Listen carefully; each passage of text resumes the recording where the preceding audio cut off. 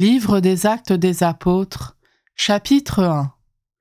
Cher Théophile, dans mon premier livre, j'ai parlé de tout ce que Jésus a fait et enseigné depuis le moment où il commença, jusqu'au jour où il fut enlevé au ciel après avoir, par l'Esprit Saint, donné ses instructions aux apôtres qu'il avait choisis.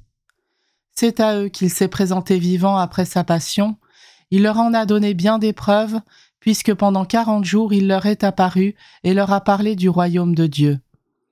Au cours d'un repas qu'il prenait avec eux, il leur donna l'ordre de ne pas quitter Jérusalem, mais d'y attendre que s'accomplisse la promesse du Père. Il déclara : « Cette promesse, vous l'avez entendue de ma bouche.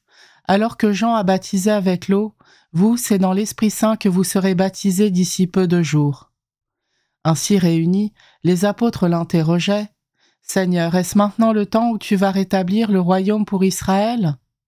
Jésus leur répondit : « Il ne vous appartient pas de connaître les temps et les moments que le Père a fixés de sa propre autorité. Mais vous allez recevoir une force quand le Saint-Esprit viendra sur vous. Vous serez alors mes témoins à Jérusalem, dans toute la Judée et la Samarie, et jusqu'aux extrémités de la terre. » Après ces paroles, tandis que les apôtres le regardaient, il s'éleva et une nuée vint le soustraire à leurs yeux.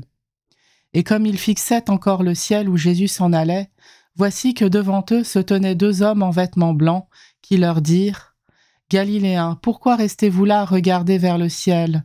Ce Jésus qui a été enlevé au ciel d'auprès de vous viendra de la même manière que vous l'avez vu s'en aller vers le ciel. » Alors ils retournèrent à Jérusalem, depuis le lieu dit Mont des Oliviers qui en est proche. La distance de marche ne dépasse pas ce qui est permis le jour du sabbat. À leur arrivée, ils montèrent dans la chambre haute où ils se tenaient habituellement. C'étaient Pierre, Jean, Jacques et André, Philippe et Thomas, Barthélemy et Matthieu, Jacques fils d'Alphée, Simon le Zélote et Jude fils de Jacques.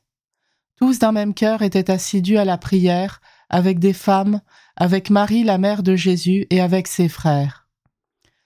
En ces jours-là, Pierre se leva au milieu des frères qui étaient réunis au nombre d'environ 120 personnes, et il déclara : « Frères, il fallait que l'Écriture s'accomplisse. En effet, par la bouche de David, l'Esprit Saint avait d'avance parlé de Judas, qui en est venu à servir de guide aux gens qui ont arrêté Jésus. Ce Judas était l'un de nous et avait reçu sa part de notre ministère. Puis, avec le salaire de l'injustice, il acheta un domaine. Il tomba la tête la première, son ventre éclata, et toutes ses entrailles se répandirent. Tous les habitants de Jérusalem en furent informés, si bien que ce domaine fut appelé dans leur propre dialecte Akeldama, c'est-à-dire domaine du sang. Car il est écrit au livre des psaumes que son domaine devienne un désert et que personne n'y habite, et encore qu'un autre prenne sa charge. Or il y a des hommes qui nous ont accompagnés durant tout le temps où le Seigneur Jésus a vécu parmi nous, depuis le commencement, lors du baptême donné par Jean, jusqu'au jour où il fut enlevé d'auprès de nous. Il faut donc que l'un d'entre eux devienne avec nous témoin de sa résurrection. » On en présenta 2, Joseph appelé Barsabas, puis surnommé Justus, et Matthias. Ensuite on fit cette prière : « Toi, Seigneur, qui connais tous les cœurs, désigne lequel des 2 tu as choisi pour qu'il prenne dans le ministère apostolique la place que Judas a désertée en allant à la place qui est désormais la sienne. » On tira au sort entre eux, et le sort tomba sur Matthias, qui fut donc associé par suffrage aux 11 apôtres.